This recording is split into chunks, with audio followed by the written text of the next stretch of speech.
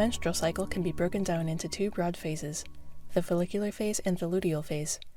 The follicular phase peaks into ovulation, and the luteal phase troughs into menstruation. Both of these broad phases last for about 14 days, which total a 28-day cycle.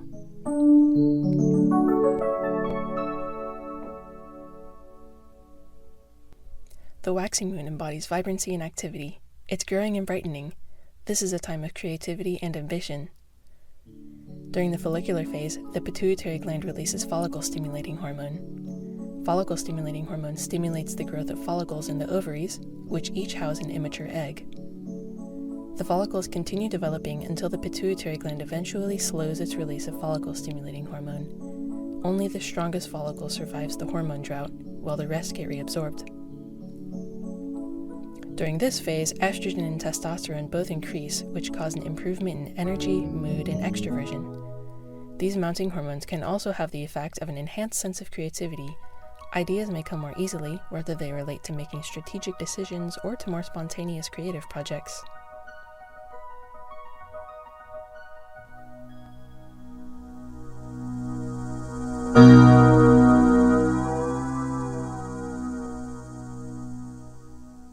The moon is now at its fullest and brightest.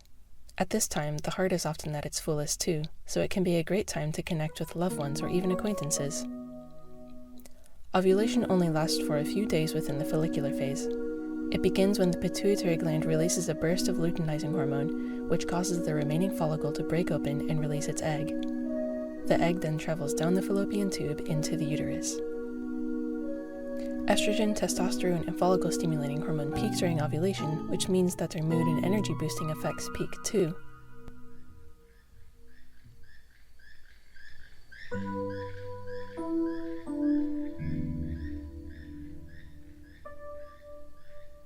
The full moon must wane once again, dwindling into the third quarter moon, which embodies quietude, rest, and introspection.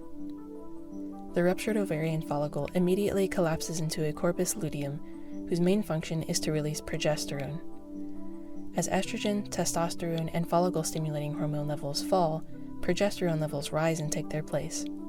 Progesterone keeps the uterine environment hospitable to gametes of either sex. If no male gametes show up, then the corpus luteum withers away along with the hormones it secretes. Because of these changing hormone levels, energy levels can naturally fall during this half of the cycle. Although it has a bad reputation because of tiredness and pains, the luteal phase has its own advantages. Progesterone is an anti-anxiety hormone, so it can be a convenient time to get into the flow of methodical or detail-oriented work.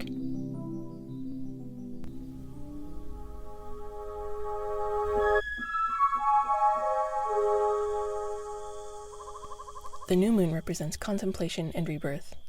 It's empty and quiet, and this is a time for rest. When the corpus luteum dissolves away, so does the progesterone it secretes.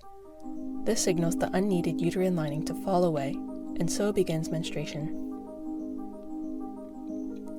Just as follicular symptoms are strongest during ovulation, luteal symptoms are strongest during menstruation. This means energy levels are at their lowest, and taking some time off can seem particularly appealing.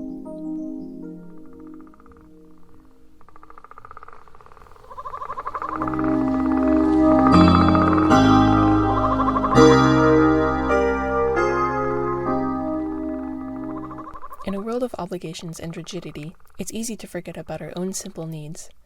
Understanding our biology can help give a sense of direction, although it's important to note that this information is only a broad average, and the true needs of any individual will become apparent from personal experience, along with direct sensation from moment to moment. If you feel so inclined, I invite you to notice the next time you feel uncomfortable, whether physically or mentally. After taking a moment to explore the sensation, consider what this signal could be trying to tell you.